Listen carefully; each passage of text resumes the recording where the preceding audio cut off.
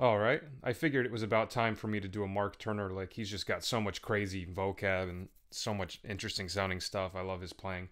And I was searching for one for a while, so I'm glad I was able to find one that works. He does this over All the Things You Are over the 251 when we get to the bridge. So it's from a live recording. I'll include the link in the description.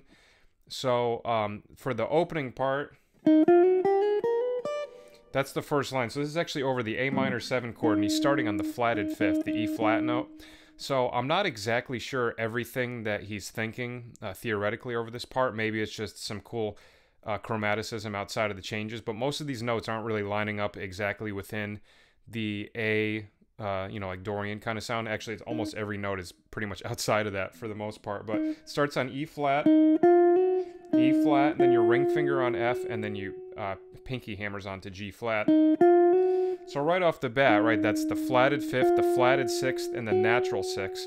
So the one thing I was able to kind of see within this is those first three notes look like, D half hold diminished.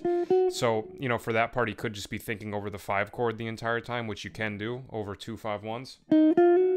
But then this next part gets even more outside of the realm of whatever that would be. So E flat, F, hammer on the G flat, and then on the next string you put your pointer finger on the G, the 8th fret, and then slide it up a fret to A flat.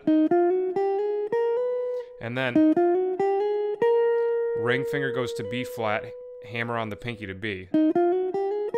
So if we look at these next 4 notes now against A minor, we have flatted 7th, major 7th, flatted 9th, major 9th. So that doesn't line up anymore with that D half diminished thing that I was talking about. So, and then at the very end you play the D note with your middle finger on the first string. So against A minor, sounds pretty awesome, even though a lot of the notes don't exactly make sense. I mean, they don't have to make sense, So like I said, maybe he wasn't thinking any sort of like substitutions. I'm wondering if you guys have any insight into what you think that might be, what's going on here, because all I could see was that little kind of temporary D half hold diminished thing, and then from this next part, I'm not exactly sure. The only thing I could think of is maybe if you move the entire line up a half step, it's kind of like, almost like playing A Dorian with like a major 7 and a flatted 5th, so if you took that and slid it down a half step, but even that I feel like is kind of a stretch. Like I said, he might just be playing chromatically around and just landing on cool sounding notes, which, his playing is so, he's just got such a wealth of vocab and knowledge. I mean, he's probably at the point now where he can just comfortably play around anything and almost play any notes he wants and figure out a way to resolve them, so I wouldn't be surprised if that's just what was going on here, so... Now this part's really cool. So after the D note, I do hammer on to D sharp with my ring finger. And then from there, I pull off to B with my pointer finger, and then F sharp with my pointer finger, and my middle finger on D sharp. So that's a B major arpeggio, which he's doing over the D7 chord. So that's like a really nice arpeggio to get like a half hold diminished sound over. So whenever you're playing over a dominant chord, in this case we're on D7, you can go down to the 6th mode of the scale, either up or down to the 6th, and play a major arpeggio. So.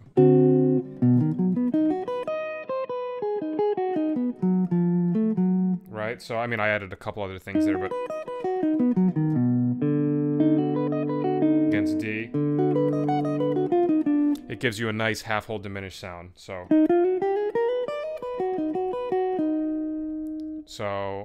yeah, we do that. We go, then you go back up the arpeggio and back down. So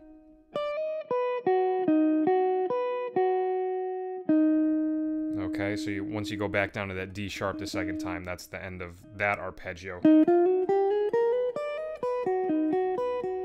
And then from here, he goes back to the F sharp and B, and then middle finger on G on the second string. So this is where it resolves to G. So it's kind of cool because he has like that little arpeggio sequence where he just changes that note to the G, and then he keeps the sequence going but goes to the next chord.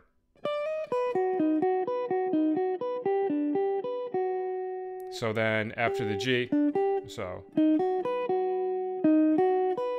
G, and then D, back to G, B, and then F sharp, and then he actually goes back to the D sharp, and he does that B major arpeggio again.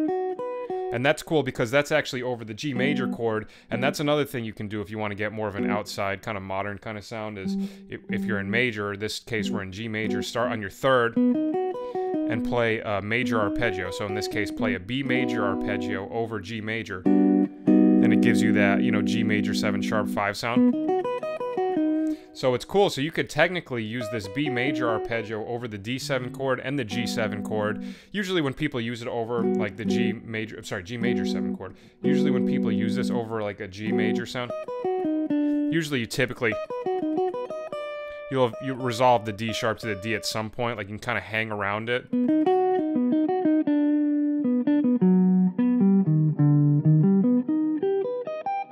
You know, but usually people tend to go down, but you know, obviously you don't have to, there's no rules.